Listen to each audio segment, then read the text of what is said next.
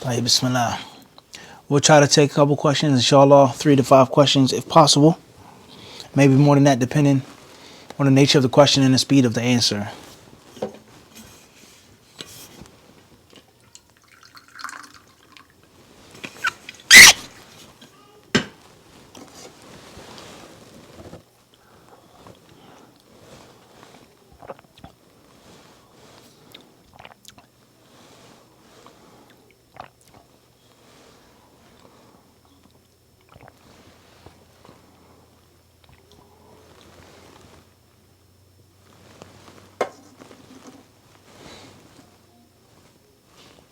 Tayyib. If you have no questions, alhamdulillah, and I'll bless you all. Question says, AH from London, UK. During a hospital visit, I had a female nurse look at and even touch my private area in order to perform a procedure. I asked for a male, however, they said there are no male nurses to do that procedure. Am I in sin for this? Tayyib. Wa alaikum salam. If it was a necessity, then you're not at fault. If it was a necessity, if it was not a necessity, and you could have waited or went somewhere else or whatever the case may be, and you had a female who's not your wife touch your private part, look at your private part, you may have incurred sin. Last thing I'll say about this question is, or this answer, is a reality in 2020. You go to the hospital, and I'm not saying this is absolute, but sometimes it may not even make a difference with the widespread of homosexuality. I mean, this is a serious question you have to ask yourself. If you knew you had a gay doctor, a gay nurse, okay, a gay physician, gay surgeon, and there was a woman, and you're a man, a Muslim man. This is a serious, honest question, guys. Who would you prefer? It's like a rock in a hard place, but this is a serious question. Do I want the homosexual looking and touching my genitals or woman? The sweeter of the two is bitter. Wallahu alam. Next question states, RA from Egypt, Cairo, Egypt, studying, struggling with poor here, and it's affecting me badly. Struggling with poor here. I'm not exactly clear on exactly what's meant by that. Please explain. Jazakallah khairan. Initials UA from Boston, Massachusetts. If Isha prayer comes in and someone falls asleep before praying and they wake up at midnight or just after to pray, have they missed the prayer? No, inshallah, they have not missed the prayer. The Isha prayer is still in. Bidnillah. MB from Toronto, Canada. In which case would it be permissible to sever the ties of kin? Necessity, or person just a clear, open, outward evildoer, in which is no point in you being around them and it's extremely toxic. Wallahu alam.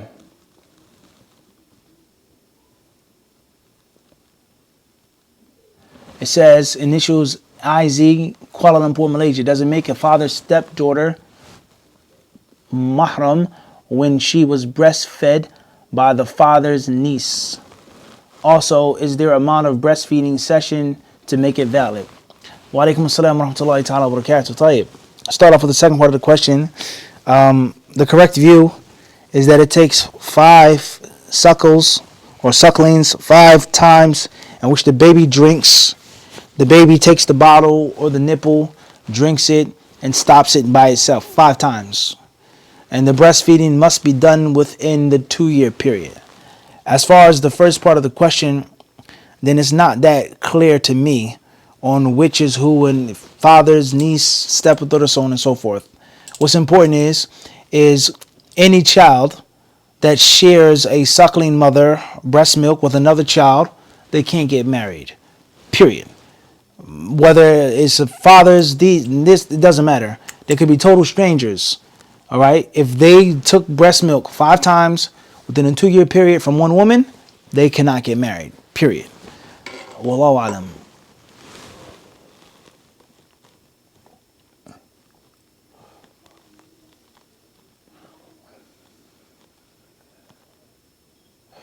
AS from London, UK. Is it permissible to stack one Quran on top of another? I'm quite sure on storage space.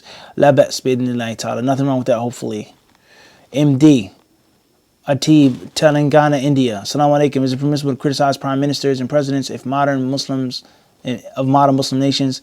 And is it halal to watch these criticisms? Well, there's an Islamic standpoint and there's a non-Islamic standpoint. If you're talking about al-Islam, is the prime minister a Muslim ruler?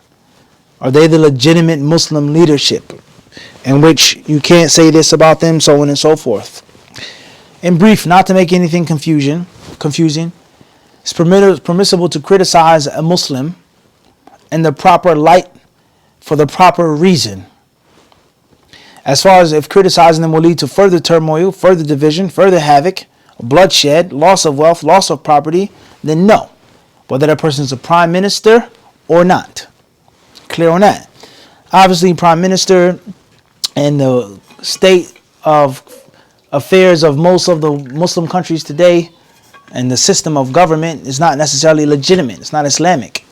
So it's different. It's actual Islamic caliph. All right? Stay away from backbiting and criticizing any Muslim unnecessarily. And if you're going to criticize any Muslim, do it properly with the proper intention and the proper reasons. All right? As far as the second aspect, worldly standpoint of view or point of view, then what's the purpose of you criticizing them? Is it going to change things? Does it bring awareness to the people for them voting, picking a leader, so on and so forth? So if there's a just cause, a just reason, and it's done properly, then that's one thing.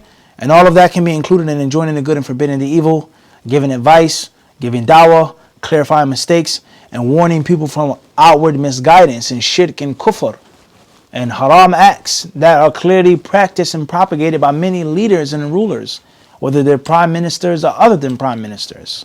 Allah subhanahu wa ta'ala surely knows best. This will be our last question that we'll take tonight.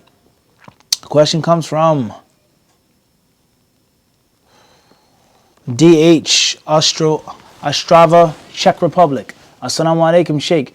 Do you know of any early muhaddithin who weakened this hadith? Salama bin Nufayl radiallahu anhu said, while I was sitting with the Messenger of Allah sallallahu alaihi wasallam, a man came to him and said, O Messenger of Allah, horses are being humiliated. I'm unfamiliar with this. Please mention a reference to that, inshallah. And hopefully we can do necessary research for you. Bi-idhnillahi ta'ala. Alright, we're going to stop here tonight. Jazakumullah khairan. Barakallahu fikum. Assalamu alaikum wa rahmatullahi wa barakatuh.